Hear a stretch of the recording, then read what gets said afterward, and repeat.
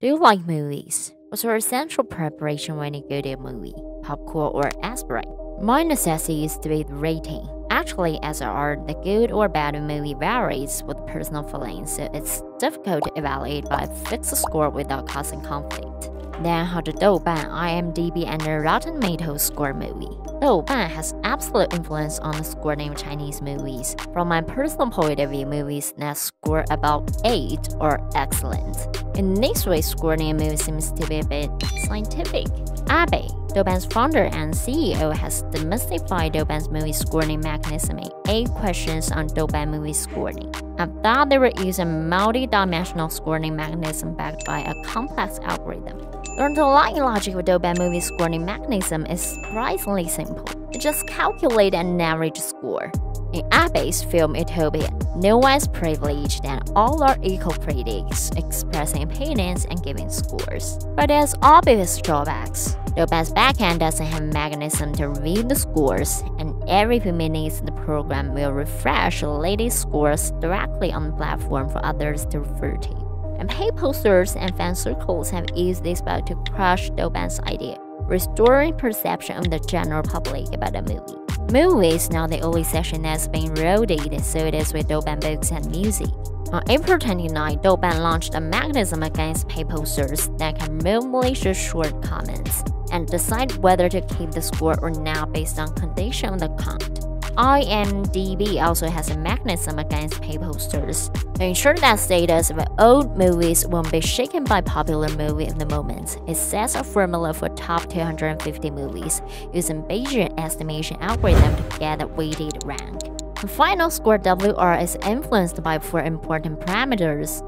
R stands for the average rating of the movie, calculated in the same way as Douban. M is the minimum number of votes required to be listed in top rated 250 list. As a quantitative, C is the average score of all movies on the site. It's combined with M to ensure that the movie has at least 25,000 votes with the same average score, which increases the relative relationship between movies. And V is number of votes. If the V of a movie is 25,000, then V divided by V plus M is equal to 0.5. Suppose the average score of R of the movie is 9.5, and we can get 4.75 according to the first half of the formula. If the C here is 7, the second half of the formula yields 3.5. The two numbers add up to WR, 8.25, well below average score of 9.5. It's worth noting that only regular voters count, so fan circles cannot exert influence here basically.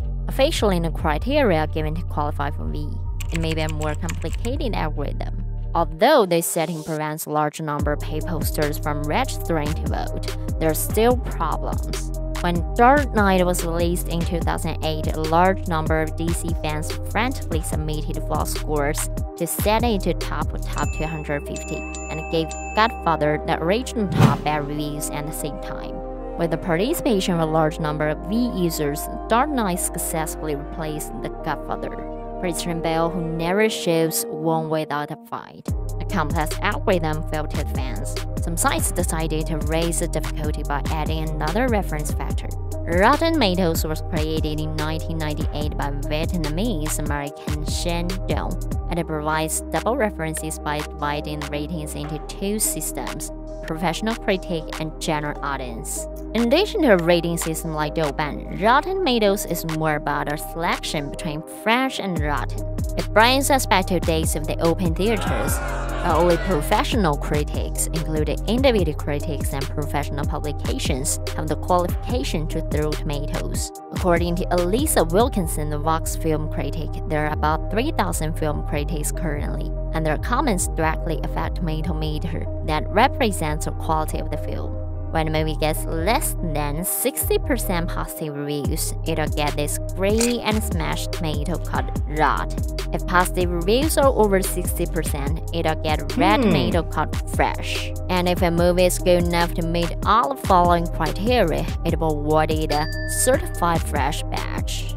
Although the introduction of a system with professional critics makes the rating system look more reliable, it still has drawbacks. For example, Dunkirk has a 6% lower tomato meter than Get Out, but a 0.3 higher average score. Its tomato meter is lower because its comments are not as uniform as Get Out's. That means even if every positive reviewer gives a high score, number of negative reviews can still affect its tomato meter.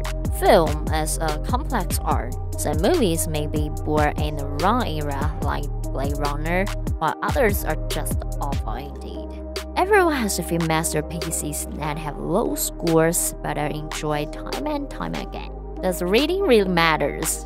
A movie cannot be defined by a rating or a tomato. Thank you for watching. Please hit the like and subscribe button if you enjoy it.